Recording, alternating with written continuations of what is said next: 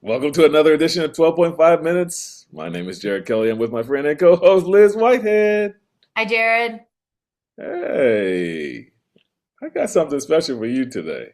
Oh no. Great. Yes. So, crazy, scary, genius, hilarious is a wonderful topic, but this time we're going to do it the nerdy, scientific way. Okay. I actually found a very interesting story about a young lady who says that at the age of 3, she was interested in space exploration. Okay. And happens to be that she wants to go to Mars. So at some point in time, she grows up, gets into all these wonderful science classes, prepares herself, gets involved with every particular agency she can to learn more about this type of exploration. And at the age of 20, she gets selected for a mission to Mars. Now, Does she this want to come back? Because my understanding is that's kind of the issue. that's one of the biggest issues is not only she's 24 now, Okay. not only is she preparing to do this mission to Mars, it has not been successfully done, number one, Oh, meaning there and back. No return, like, hey, human goes there, lands, looks around, comes back. Not successful yet. right. But Well, even she's, the robots can't make it back sometimes. well, yeah, and that's a kind of a throwback to our conversation about cars that can't even figure out what to do in train tracks. But Yeah. but but outer space is a whole nother level. We have crazy people that send, our wonderful stars and celebrities on space missions up into the space atmosphere and then Hmm. back down in rocket ships, right? And we all pray for them. This young lady is literally putting her life on the line for no apparent reason. But she is planning on going to Mars, and since I think our wonderful nation is funding this, it's like a one-way ticket. Like, if you get there, congratulations. Let us know how it goes. But we aren't really committing to coming back. So my question is, one, about the parents at age 3, but two, why would you want to leave this earth and be by yourself forever, or risk dying in a situation where the people that do this for a living have no confidence that it's going to work out? Yeah. Why would you do Uh, that? I cannot answer. I think the first question is a little bit easier to answer because like every little kid is into space, right? They go as an astronaut for Halloween or whatever, and you're not like, you're not gonna be an astronaut, right? Like I always say it was like life is gonna kill their dreams. Like I don't have to. I'm like, sure, you're gonna be a professional baseball player. Sure. Great. I'm not going to be the first one that says no to that. There will be plenty of other people. Sure. But um But but in terms of that's not life threatening though. no, no, of course not. Yeah, right. Well, yeah, but in terms of why she'd want to, I mean maybe the fascination of space is there, the dream of being a pioneer, like the first person to do it is a woman, like that's pretty cool. Um But I'm not a scientist. I'm certainly not like an astrobiologist the way guys or astronauts are. So I'm sure she knows more about it than I do. But I just don't think the science is there yet to even make it worthwhile. Like, what would be the point Yeah. even? Yeah. Um, but I don't know. Interesting to do this too at a time when so if it's NASA that's sending, is it NASA that's going to send her? Hmm. Yeah. They're the So only ones eligible. aren't we? Yeah, right. I mean, I don't know what our billionaires are cooking up, as you mentioned, but aren't we shrinking NASA? Well, yeah, I mean, basically, this current presidential administration believes that NASA doesn't necessarily need all of the technology and research that we've been depending on. And so basically, they're looking at shutting down one of NASA's major hubs, which is quite crazy because basically it's a savings of about $10 million a year, and they want to shut down research library, and it is for a situation where you are looking at the historical experiences such as space exploration and maybe the do's and the don'ts, the successes and the failures. Don't go to And Mars. and we're now getting to a point where we're not only going to lose the materials, but it's also looking at dismantling these resources forever. Like there's no guarantee that this is going to be archived anywhere. So this administration is tearing this down while this young lady is trying to do something very, in my mind, crazy. But it's also scary because the idea that the people, the smartest people in the room, are actually being hampered a little bit, if Handcuffed. you will, by by the same administration who's disconnecting them from research that they might want to use to get her back, or at least see if she's okay out there. What about that? Generate information. So you're telling me that this administration is mishandling archival documents? Like that's wow, it's a They, shock.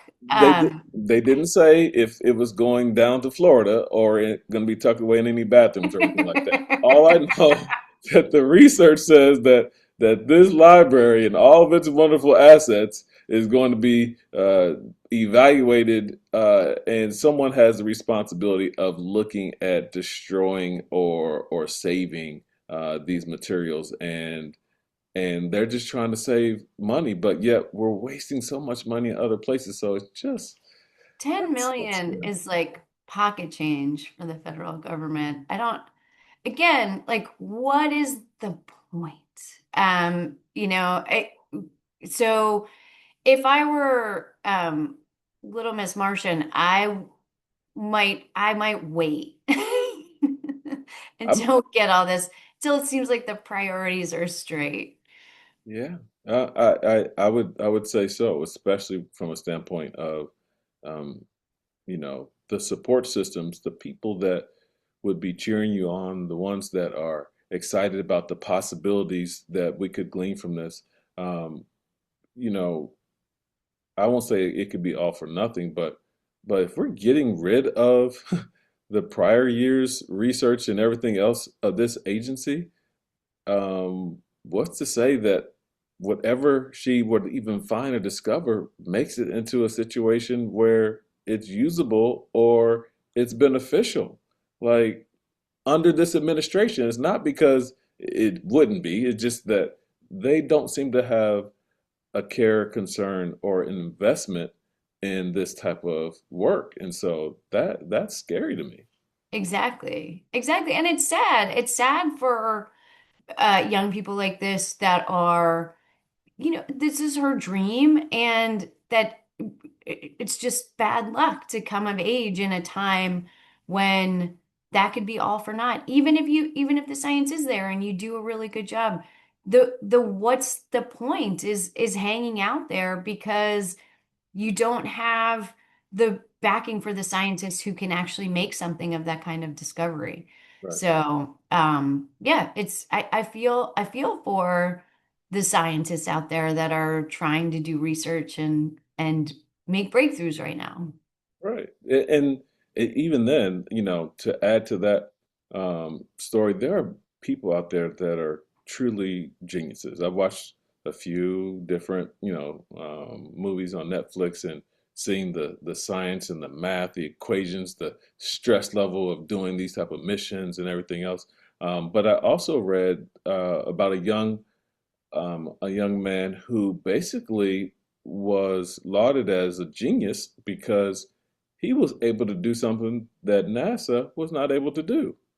Oh, which hey. was basically to discover over 1.5 million objects, space objects, that NASA had not uncovered yet. And he was just an intern. He At used NASA? he was an intern at NASA. He used AI and literally built an algorithm that did discovery and matching to what is known and to what is unknown. And he found 1.5 million space objects that NASA had not actually cataloged as existing. I bet those old guys were so mad. Yeah, right, right. That has to dig a little bit when the new kid on the block who hasn't been even alive longer than you've been doing this walks in and is like, "Oh, by the way, did you guys know there's 1.5 million space objects out there that you guys haven't discovered yet?" What? Like that is insane, especially at a level where as an intern, you've given them just a little bit of a keyhole to do research, right? You didn't give them the whole library that you're about to destroy. No, you just gave him a computer and a couple of different servers he could access from. He goes, "Oh yeah, yeah, yeah, yeah. Let me just build this." And like, what's that? And you keep asking the question, "What's that?" And they go, "I don't know. It's probably nothing. It might be dust on your screen." Like it's What, amazing. what's And his then name? I believe his name is Mateo. Oh, there's going to Mateo. be a lot of space objects named Mateo something. Mateo Mateo. 1, Yeah. Mateo Mateo. 2. Mateo. Well, yeah. Yeah. Yeah. Yeah. I mean, it, he should get to name them. I mean, to be honest, you discovered them. There's got to be some naming rights here, right? So he probably should read his little, employment clause. But you never know when you sign up for Yeah, stuff like that. exactly.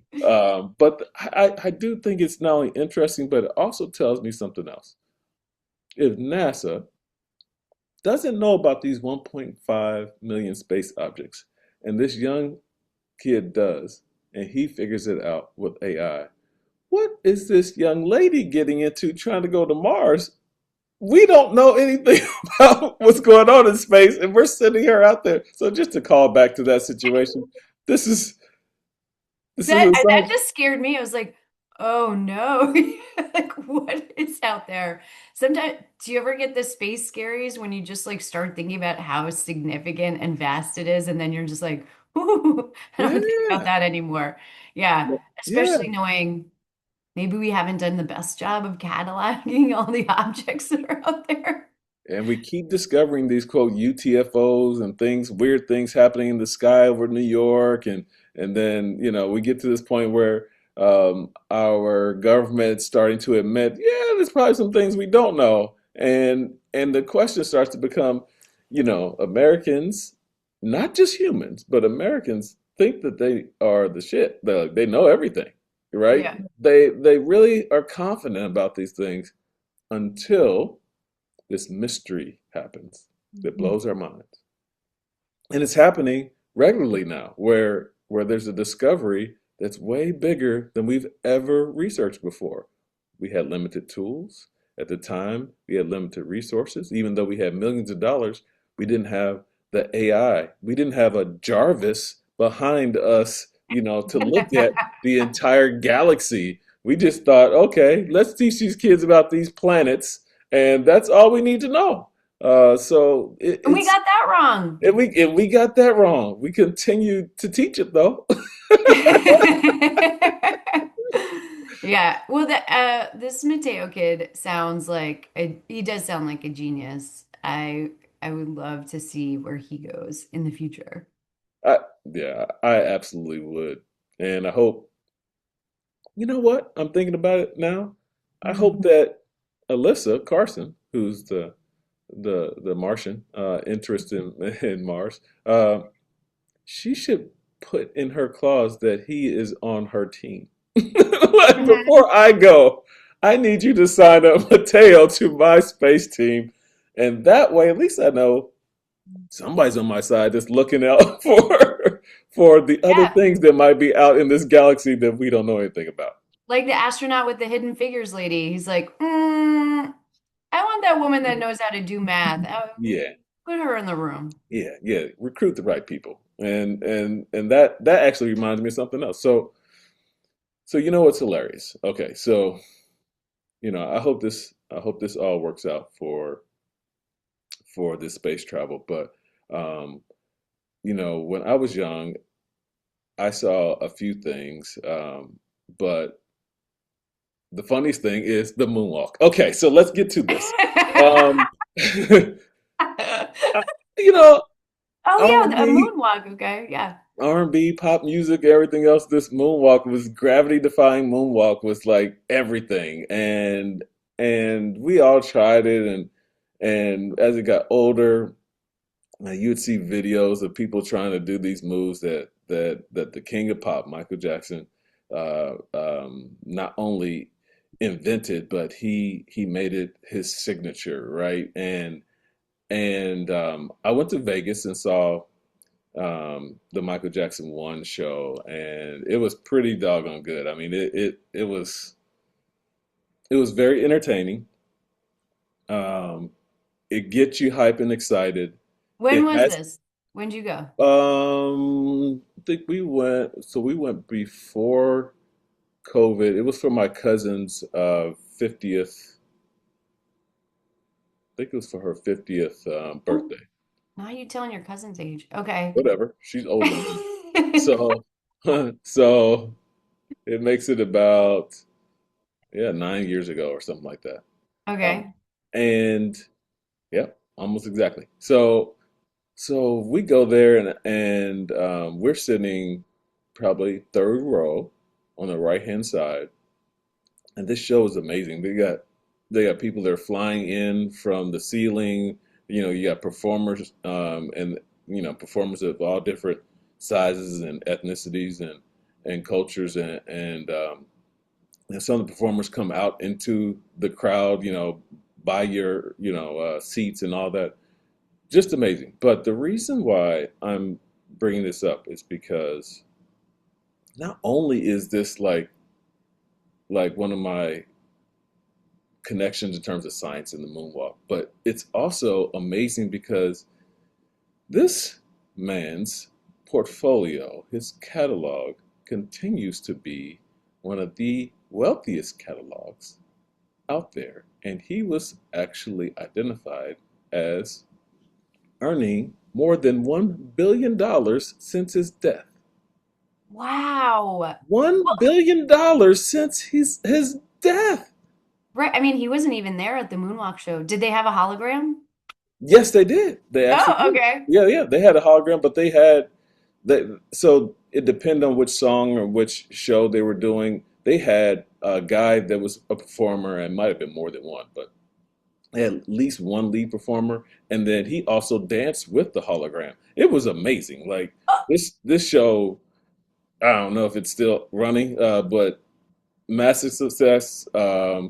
But it's amazing because the two shows that I think there's another show, I can't think of it. I think it's the musical live show, but all those shows pay royalties into the estate. sure. And so you're talking about all the recordings, the catalog. He's got money come in from so many different sources that literally people that are alive that are working their butts off today will never catch up to Michael Jackson, who's been dead for a long time. That's amazing. It's incredible, and that he had that vision that his songs, I mean, you were talking about when you were a kid, and that was a long time ago. Oh, whoa, whoa, whoa. Yeah, it was a long time ago for both of us. Thank you. Jeez, that's so rude. That was so rude. Funny, but so rude. I made myself laugh. But like these songs have staying power that the moonwalk inspires. I mean, who knows? Maybe for these kids that are trying to go to space, like it's the moonwalk that inspired them. Like, who knows? He's had such an influence on so many generations, and the music is still it's still holding up. And he had a vision for that. Not only his own music, but other music in his catalog. Yeah, absolutely, absolutely. I think if I were to which I'm not a gambling man, but if I were, I'm putting my money on Chris Brown. He is, in terms of being an entertainer, he's the next best thing, and certainly I actually give him an edge above Mike. MJ was the original, but he had MJ as the blueprint to follow. And if you look at Chris Brown's catalog, I All our think problematic faves. I All our problematic yeah, faves so we're gonna get into. I think it's gonna be very impressive, and he's still making music. So anyway, it's genius to me, and it's hilarious. King of Pop is still killing it. On that note, 12.5 minutes. We are done with this episode. Thank you for joining us. It's been another great time. Please leave your comments. Follow us on Spotify. Check us out on YouTube. It's been a pleasure. Until next time, bye for now. Bye.